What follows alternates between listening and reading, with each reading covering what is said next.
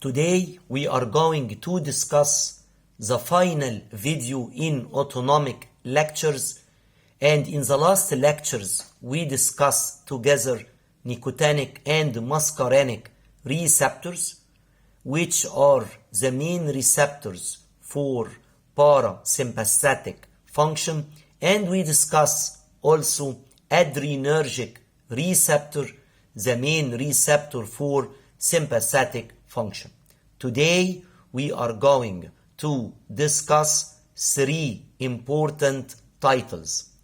The first title is dual innervation. I mean by this title that most visceral organs are supplied by sympathetic or parasympathetic functions. But there are certain exceptions. Before telling you the exceptions, you should know that dual means double. For example, my bronchi supplied by both sympathetic and parasympathetic. Sympathetic cause bronchodilation, while parasympathetic causes bronchoconstriction.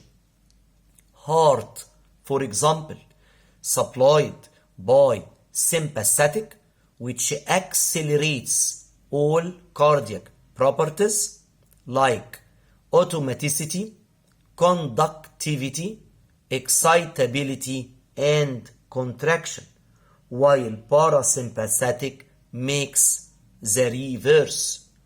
Stomach, supplied by sympathetic to relax its wall and contract its sphincter to stop digestion, while parasympathetic the reverse. Urinary bladder, supplied by sympathetic to inhibit micturition, relax the wall of urinary bladder, while contract internal urethral sphincter, while parasympathetic makes the reverse, which means that parasympathetic is always antagonistic to that of sympathetic function. Antagonistic. I am antagonist, which means opposite to your function. What about the exceptions, doctor, which you means? I mean that certain organs are supplied by sympathetic only, not by parasympathetic, which means that these organs serving the sympathetic action during stress or emergency condition. First of all is sweat gland. You are sweating during stress, not under resting condition. Second will be skeletal muscle blood vessels, which I told you before that some post-ganglionic sympathetic releases acetylcholine, which cause vasodilatation of skeletal muscle to increase flow to it, which is important during exercise. Third will be spleen, for contraction of the spleen. You know that spleen store red blood cells which carry more oxygen to the tissues. This is needed during exercise. So spleen is not supplied by parasympathetic nerve. You have also suprarenal. You know that kidney has adrenal medulla over it, which releases catecholamines as we discussed before, noradrenaline is the main chemical transmitter of sympathetic action. So it is so logic that suprarenal, which releases noradrenaline, is needed to be supplied by sympathetic only. So you can imagine that all of these start by the letter S. You have sweat gland present on skin. You have skeletal muscle blood vessels. You have S spleen. You have S suprarenal gland. These are for example. And you have also pupillodilator muscle. Yes, pupil is dilated during stress, not during resting condition. Because during resting condition, the pupil is constricted by the effect of oculomotor nerve as we described before. Also, ventricle of the heart is supplied by sympathetic and not by parasympathetic. I told you before that vagus nerve anatomically supplies atrium. It inhibits sinoatrial node activity, which is the pacemaker, and this will decrease its discharge from 110 beat per minute to 70 beat per minute. And when the sinoatrial node discharge decreases, it is reflected on decreasing conductivity in the heart, then decreases excitability of the ventricle, and ended by decreasing contractility, which means that ventricle escapes from the direct effect of vagus nerve on it. And I told you before that vagus nerve is the main parasympathetic nerve. It constitutes for 70% or more of parasympathetic nerve supply.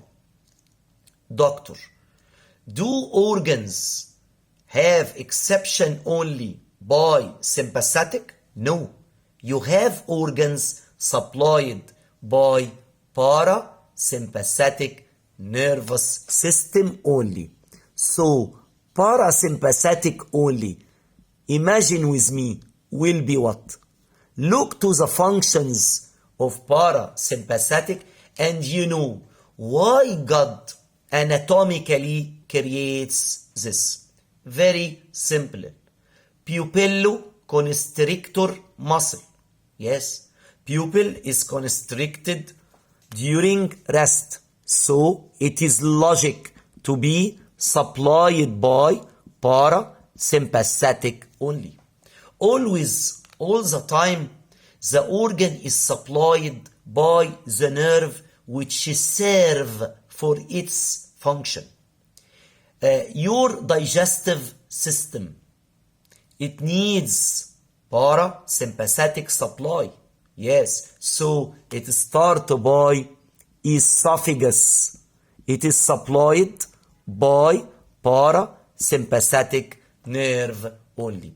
This is for example. So what I wrote on the board now, sympathetic only or parasympathetic only, it means that there is exception for dual innervation. And we know that always they are antagonistic in action to each other. Doctor, we have a very simple question now. You told us that it is always antagonistic. This means that it is not 100% antagonistic or opposite in action? Yes.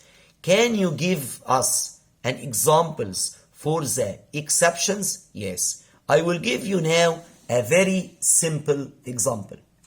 For the effects of sympathetic or parasympathetic action when they are interacting together. First of all, one effect is called cooperative effect. This is very important to understand. What do you mean by cooperation? Cooperation means sympathetic and parasympathetic will produce a similar effect with different way. Doctor, how different effect with similar way, or will end by one way we are going to share together?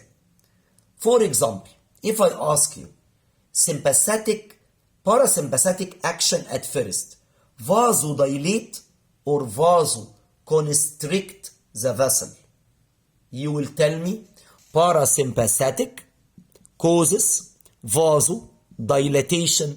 It will dilate the vessel.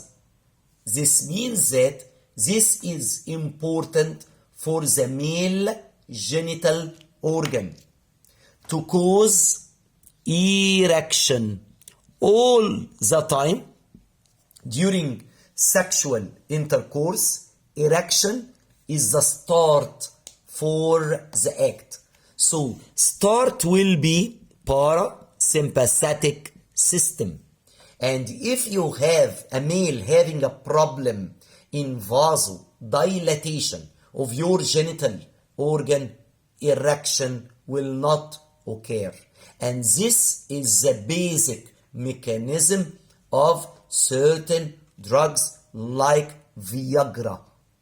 Viagra, which is taken by males to help in erection because it contains nitric oxide, as if it is nitric oxide. You know that nitric oxide is a vasodilator. But the end of sexual intercourse should be by secretion of semen. This is the end. Secretion of semen. You will know later on that semen is a secretion which is stored in prostate, in seminal vesicles in males. So I need this store to be released. I should squeeze out the seminal vesicle to release its content. So you need to make vasoconstriction or dilatation. You should tell vasoconstriction. So the end will be sympathetic. This is the end. You should know. So vasoconstriction of male genital organ causing ejaculation. And I want you to imagine the difference. Erection. Both of them start by the letter E. But erection is caused by parasympathetic and ejaculation caused by sympathetic. So this is important. Here we are cooperating together. And this is so important to understand. But, doctor, can we make another effect and we share together? Yes, you have another effect now, which I am going to explain, called complementary. Complementary. Doctor, which means what? For example, we know that saliva is composed of water and enzymes. You will tell me, yes, I know this information. But how can we make the water content of saliva? This is important in order to understand it together. Saliva needs parasympathetic action. PS, parasympathetic. Parasympathetic will form 90% of water content in the saliva. Or, to be precise, 90% of saliva is composed of water. But also, we need proteins or enzymes. We need thick mucus secretion.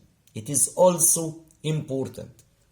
To form this mucus secretion or protein secretion, you should vasoconstrict salivary gland, decreasing the flow to the gland. Because if you increase the flow, this means you are increasing the water content. How this will be done? By sympathetic action. Sympathetic causes vasoconstriction of salivary gland, decreasing the flow, moving to it to increase the enzyme or protein secretion, mucus secretion. And if you remember, when I explained before for you sympathetic, I told you that during stress you have viscid secretion, which means that secretion is full of enzymes with less watery content. So here this is called complement. So here, what do you mean by a complement here? Complement here means as if we are adding our function together. Adding your function together. What do you mean by adding the function? Suppose the saliva is like a cup of water. This is a cup. I need to fill the cup to its total capacity. But I cannot do this alone. Parasympathetic alone will increase water content. Sympathetic alone will increase enzyme content. But saliva is both water plus enzymes. So in these two examples, either in sexual intercourse, it is cooperative effect and complementary effect regarding the effect on salivary gland. So till now we discuss together regarding dual innervations, and we know that both of them are antagonistic all the time. We have certain exceptions regarding sympathetic only or parasympathetic only, and we have here cooperative effect or complementary effect. Now we will move to the end of our video, which is after finishing the autonomic functions, either sympathetic or parasympathetic, we want to know the regulation of the autonomic function. I mean by regulation, does the brain have a role in this? You tell us that sympathetic, for example, inhibits micturition, inhibits feeding center. Yes. Do we have a control starting from above? Yes. For example, the regulation will start by hypothalamus. What do you mean by hypothalamus? Hypothalamus is present in the brain below the thalamus. It contains many nuclei. You will know later on that hypothalamus has a nucleus controlling your feeding sensation, your satiety sensation. What do you mean by this? Feeding, it is easy. I want to eat now. So, very simply, if you want to eat, you have an emotion to eat. This means that hypothalamus contains parasympathetic nucleus. Yes, you have a lot of nuclei concerned with your action now. It's so important to understand this. Parasympathetic serve for your digestive function. So it seems to be logic that the nucleus which give the order to feed is a parasympathetic nucleus. It is very easy, and I am going to explain all details in metabolism lectures. What about the reverse? Now I don't want to eat. I am full. So it is called satiety center, which means I don't want to eat now. This inhibits the parasympathetic nucleus. Very logic. And you will know later on that satiety center inhibits the feeding center all the time, except if you have hypoglycemia. Your glucose level in blood is low. This is very important in order to understand. So this is the first regulatory function on your autonomic actions. What about second? Second will be your brain stem. All of us know that brain stem contains midbrain above, pons in the middle, medulla below. I want to let you know that cranial nuclei is present in brain stem. For example, oculomotor nerve, which is third cranial nerve. And third cranial nerve is written in Roman letter like this. So oculomotor is one of the parasympathetic nerve. Its origin is present in the midbrain. So this is number one. If you want to control your cardiovascular system or respiratory function, the center is present in medulla oblongata. For example, suppose my blood pressure increases and I want to lower it down.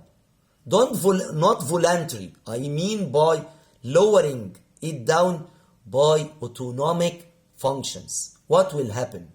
Medulla contain a center controlling your heart. It needs now to inhibit your cardiac action by negative feedback, which means that the cardiac center should have an efferent coming out of it. Suppose this is the cardiac center in the medulla. It will have an efferent coming out, and the efferent should be vagus, because it will inhibit the cardiac activity or the heart activity like this. Very simply. So this is the center present in medulla oblongata, and you will know its name later on in cardiovascular lectures. It is cardiac inhibitory center. We want to inhibit heart activity. So this is the link of vagus nerve. Doctor, what will happen? This center in the medulla, it will activate another center in the medulla, which is the origin of vagus nerve, in order to move out to inhibit cardiac activity. So you have an order coming to you from where? From brain stem, from the medulla. This seems to be very important for you in order to understand what is going to happen. This is so logic. Do you have another example for regulation? Yes, I have. Suppose you want to control the autonomic functions, but controlling autonomic functions will come from center in the spinal cord. So here I want to focus on a spinal cord. You know that autonomic reflexes, which is so important to understand, have its center in the spinal cord. Here is the brain stem, and we want to discuss now spinal cord.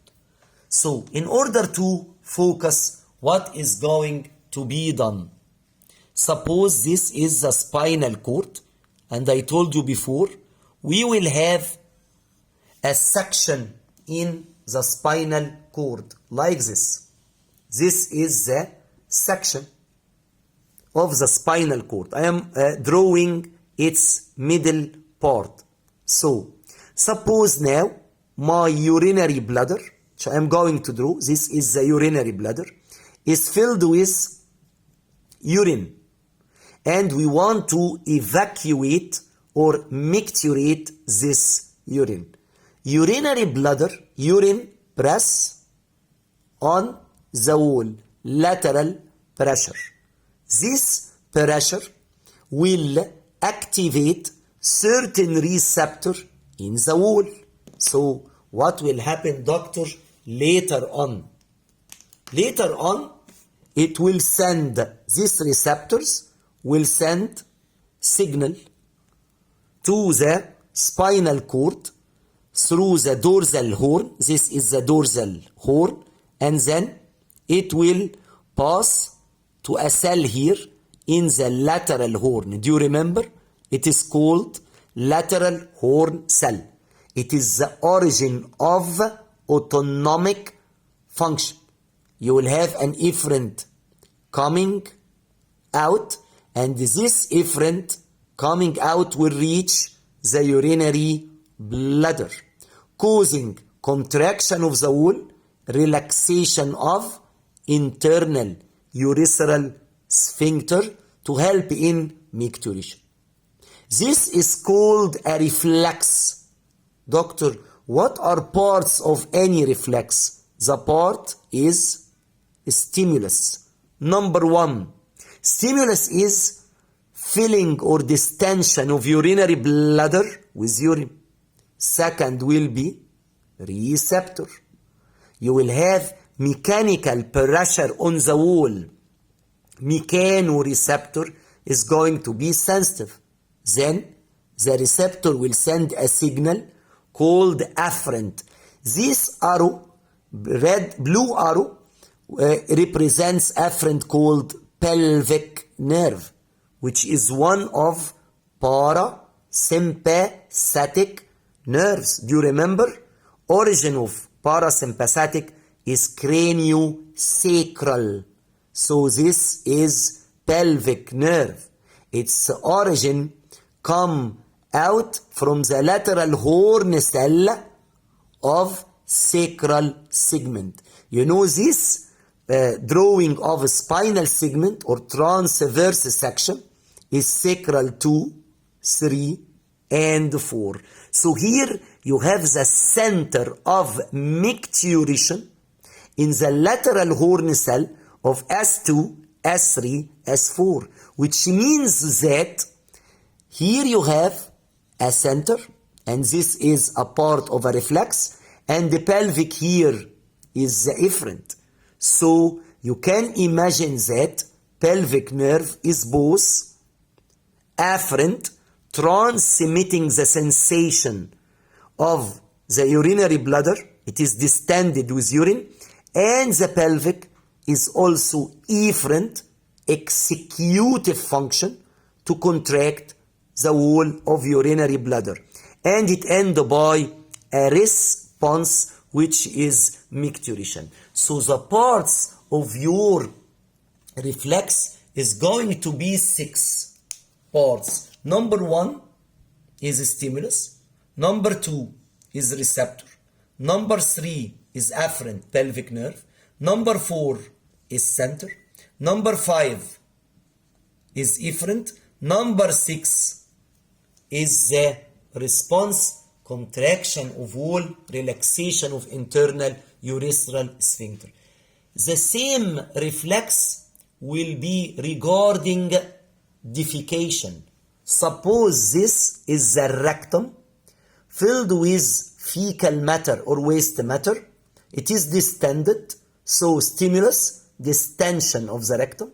Receptor, the fecal matter which press on the wall, so here will be mechanoreceptor, sensitive to the mechanical pressure, send the signal across afferent called pelvic nerve to the center which I put my finger on it in sacral segment S2, 3, 4, and efferent called pelvic nerve, causing contraction of the wall of the rectum and relaxation of internal anal sphincter. This means that autonomic functions are not only acting, but it needs certain sort of adjustment coming to it, or orders coming to it from hypothalamus, for example feeding satiety, from brainstem as cranial nuclei or cardiovascular or respiratory center, and you have spinal cord, which is important, controlling micturition or defecation. So we wrote in the book that visceral reflexes are integrated in the spinal cord. I mean by integration that the center of the reflex is present where? In spinal cord. If the center is not acting, this reflex is not going to act. So at the end of our video today, I explained the dual innervations and exceptions. I explained the cooperative effect and the complementary effect, and I explain regulation of autonomic function starting from above to downward, hypothalamus at first, then brainstem and spinal cord, which means that certain visceral reflexes need the center to be in the spinal cord. At the end of this video, I hope all English students will have a benefit from this video, and please you can follow me with next videos. With my best wishes, you have Dr. Muhammad Fayez gave you this video. Thank you.